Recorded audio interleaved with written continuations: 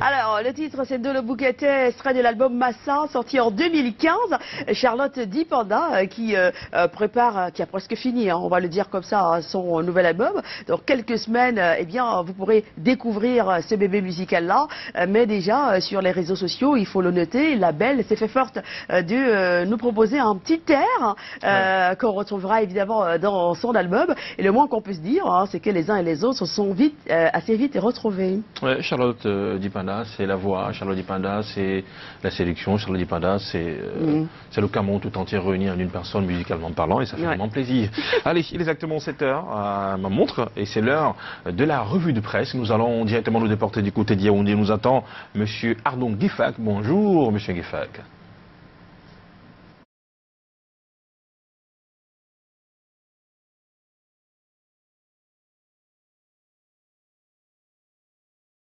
Soflane Kenye, Thierry Carole, bonjour madame, monsieur, bonjour. Début de la revue de presse en direct de Yaoundé. L'intérêt de Cameroun Tribune ce matin est porté sur la communication politique. Constat révélé à sa une ce matin. Les stratégies à l'assaut des réseaux sociaux. C'est le mode qui passe de manière excellente aujourd'hui en raison de son caractère dynamique. Twitter, Facebook, WhatsApp, entre autres, font aujourd'hui courir les leaders politiques dans la perspective des prochaines échéances électorales normales, déclare l'expert Baba Wame. C'est le moyen d'atteindre prioritairement les jeunes qui sont la population cible majoritaire. Un dossier dans lequel leaders politiques et experts réagissent nous est proposé ce matin dans le quotidien gouvernemental Cameroun Tribune. Un autre quotidien, c'est Mutation, lui aussi sur le fil de la veille des échéances électorales, mais le pan qui intéresse le journal de Georges Alain Beyoumou, c'est le financement de la campagne de Paul Biya. Focus ce matin sur la contribution polémique de celui qu'on a appelé Célestin Bédigui. Il est président national du parti de l'Alliance libérale, le PAL. Il a déboursé 500 000 francs CFA dimanche dernier à Monatélé pour la cagnotte préparée par l'élite de la Lé qui est destinée au financement de la campagne du président national du Rassemblement démocratique du peuple camerounais. Comment un parti jusque-là d'opposition peut-il financer la campagne de son rival Paul Biya?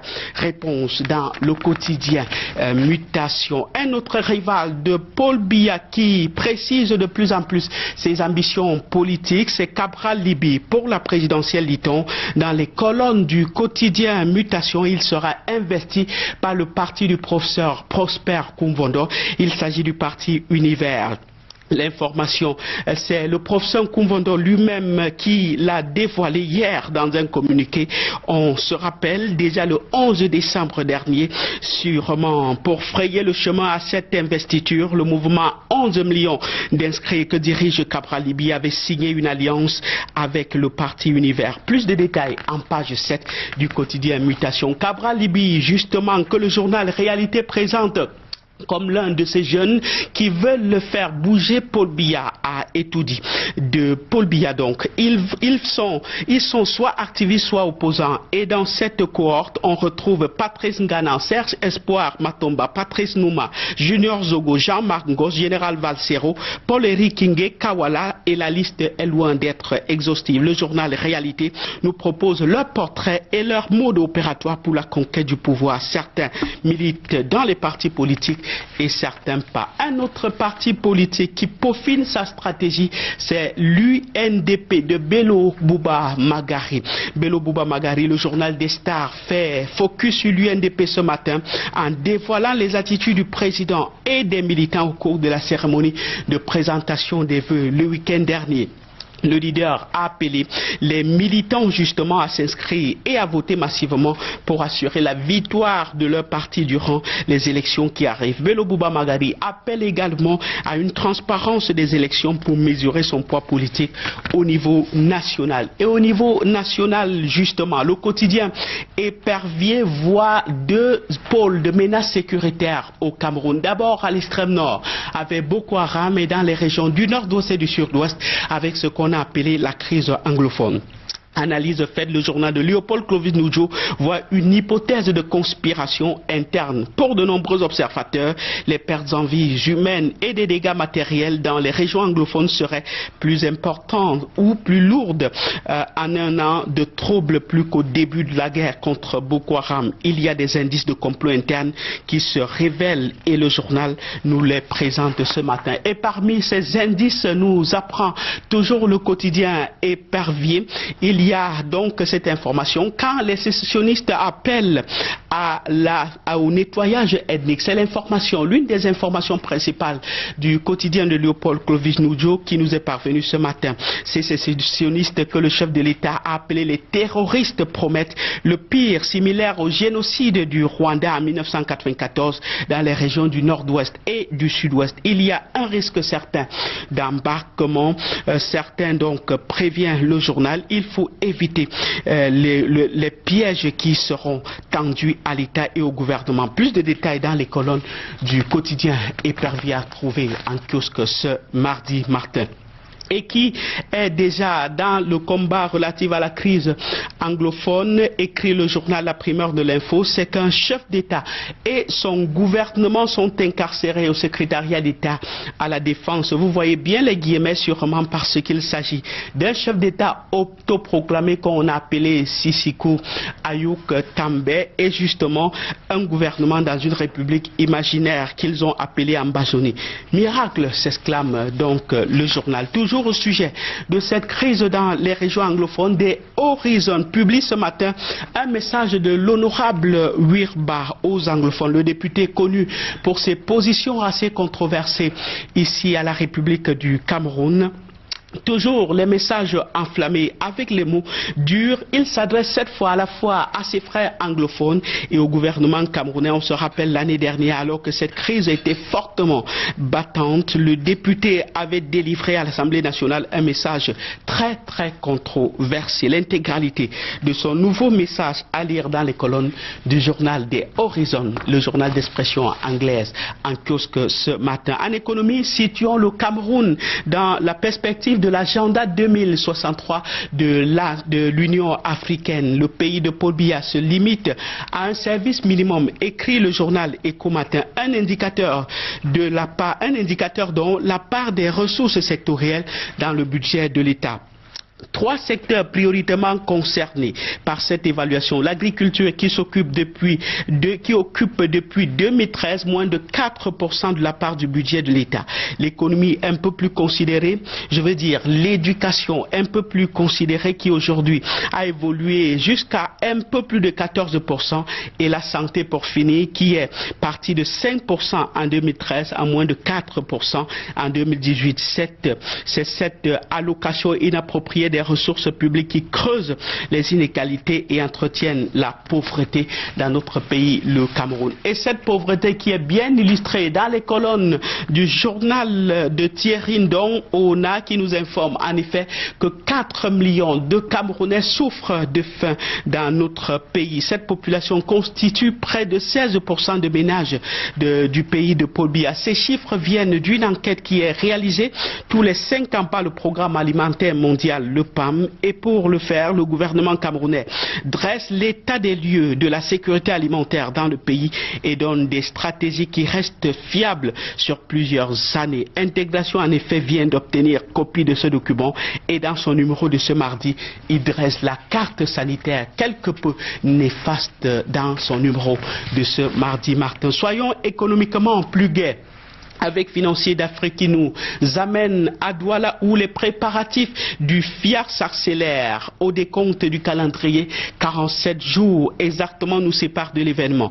La Foire internationale des affaires et du commerce de Douala est une nouvelle manifestation qui sera périodique toutes les années paires à Douala. Pour cette année de lancement donc, 500 exposants sont attendus au complexe Camtel de Bépanda. Les organisateurs organisateurs et les entreprises peaufinent leur stratégie pour cette édition. Et si tu craques pour l'agriculture, le mensuel de l'entrepreneuriat rural, la voix du paysan, nous amène dans la transformation du cacao. Et donc cette transformation est de nouveau à l'ordre du jour avec la dernière dégringolade du prix des fèves de cacao sur le marché international. De nombreuses opportunités de transformation et de commercialisation existent sur le plan local et devraient être valorisées. Certains ont pris des initiatives et à très petite échelle, et ça marche pour le développement économique du Cameroun. Un dossier avec témoignage dans cette édition à lire ce matin.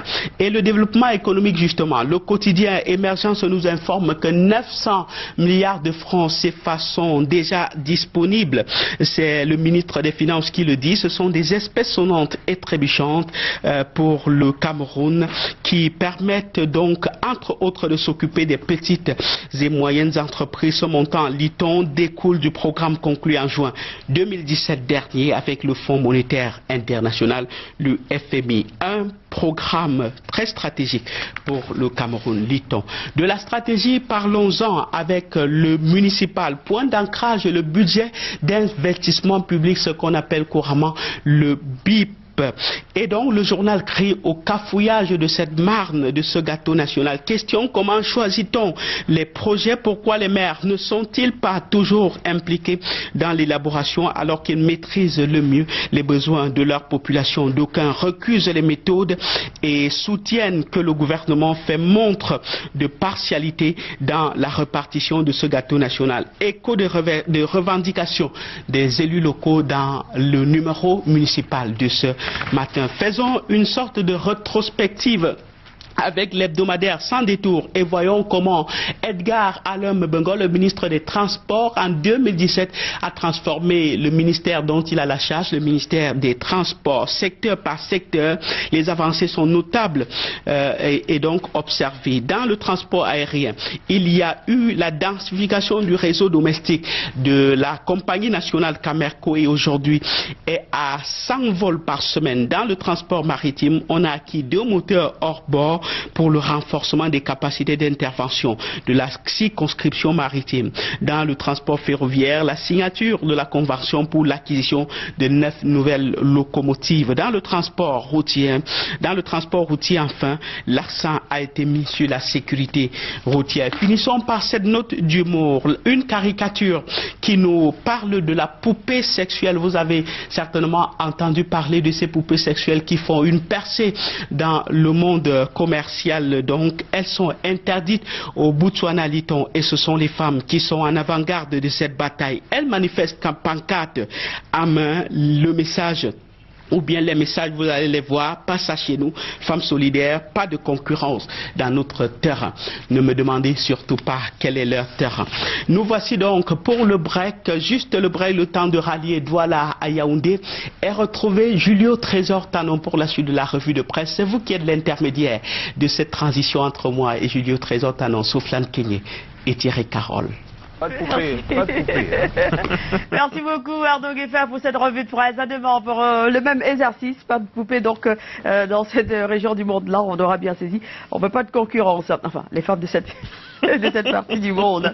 Nous allons continuer cette revue de presse alors qu'il est 7h passé d'un peu plus de 12 minutes. Nous retrouvons maintenant Monsieur Julio Trésor Tanon, bien installé ici à Douala. Bonjour Julio Trésor. Bonjour Souflane, bonjour Thierry Carole, bonjour chers téléspectateurs de Canal Bata. Merci d'être avec nous très cher. On va démarrer avec le quotidien Mutation, c'est ça?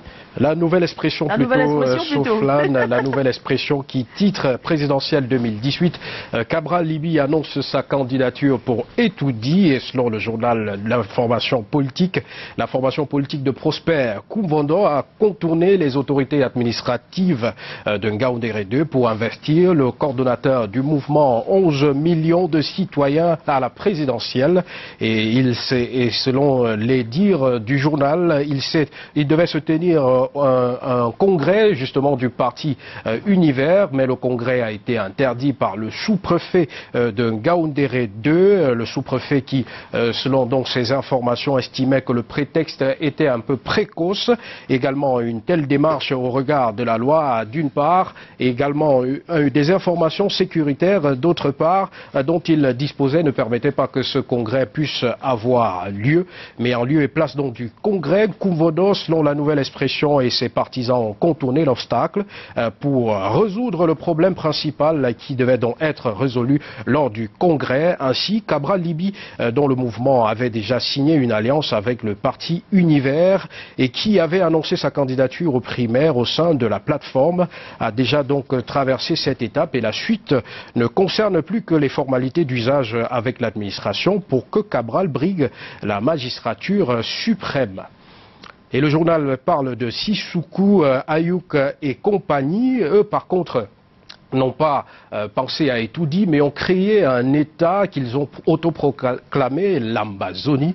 Et justement, depuis quelques mois, quelques semaines, autant pour moi, le gouvernement camerounais a annoncé l'arrestation donc de ces leaders de l'Ambazonie. Et la nouvelle expression en petite une s'interroge: Sissoko, Ayouk et compagnie extradés ou expatriés? Une question qui retrace la controverse qui enfle au sein de la classe politique et dans la société civile sur la procédure légale utilisée pour ramener au Cameroun les leaders sécessionnistes arrêtés au Nigeria.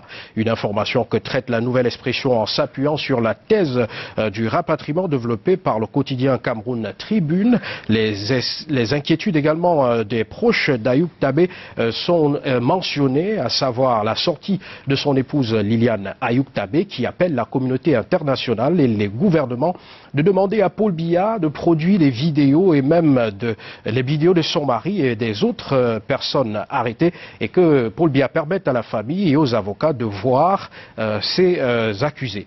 Kalara parle aussi de cette information et titre en grande une: crise anglophone, les non-dits de l'extradition de M. Ayouk Tabé, partant du silence de Yaoundé et Abuja sur les conditions de rapatriement de 47 sécessionnistes. Le mystère également qui plane sur le lieu de détention et le HCR qui dénonce la violation du droit international. Kalara tente d'apporter des réponses à 5 questions dans un dossier de 2 pages, 6 et 7. Des questions qui méritent justement d'être posées. Quand est-ce que les sécessionnistes ont été rapatriés au Cameroun? Qui sont les 47 sécessionnistes dont parle le gouvernement camerounais? Ont-ils été rapatriés au Cameroun selon la procédure légale? Sont-ils effectivement entre les mains de la justice? Et enfin, quelle est la suite de la procédure? Des réponses que tente d'ébaucher Kalara dans son grand dossier de ce mardi. Et en petite fenêtre également, Kalara, l'hebdomadaire du monde juridico-judiciaire, annonce, elle se réconcilie, c'est une information presque insolite, elle se réconcilie avec son père à la barre, et c'est une histoire de la petite Rebecca, la petite fillette de Siméon et Ghislaine, un couple dont les ajustements ont traumatisé leur fille, et en plein débat de procédure de divorce opposant les 2 parents, l'adolescente a exprimé son mécontentement vis-à-vis de son père, qu'elle accusait d'irresponsabilité à son égard. Le juge est intervenu, les choses sont rentrées dans l'ordre entre père et fille, mais au regard des désaccords entre le monsieur et sa femme, le couple est loin d'être sauvé. Le tribunal se prononcera le 26 février prochain et c'est à lire en page 9 de Kalara de ce matin. En petite une également, Kalara, opération épervier, les réquisitoires de Laurent Esso contre les médias. Il s'agit de la sortie de Laurent Esso à l'occasion de l'installation officielle du président du tribunal criminel spécial. Le garde des Sceaux qui présidait la cérémonie a fait le procès des médias lors de son allocution sur le secret des procédures pénales et selon lui, les médias devraient s'abstenir de commenter les procédures judiciaires, particulièrement les affaires concernant les dossiers de l'opération épervier pour éviter de mettre la pression sur les juges. Kalara publie l'intégralité de l'allocution de Laurent Esso, expurgée de formules de politesse selon le journal.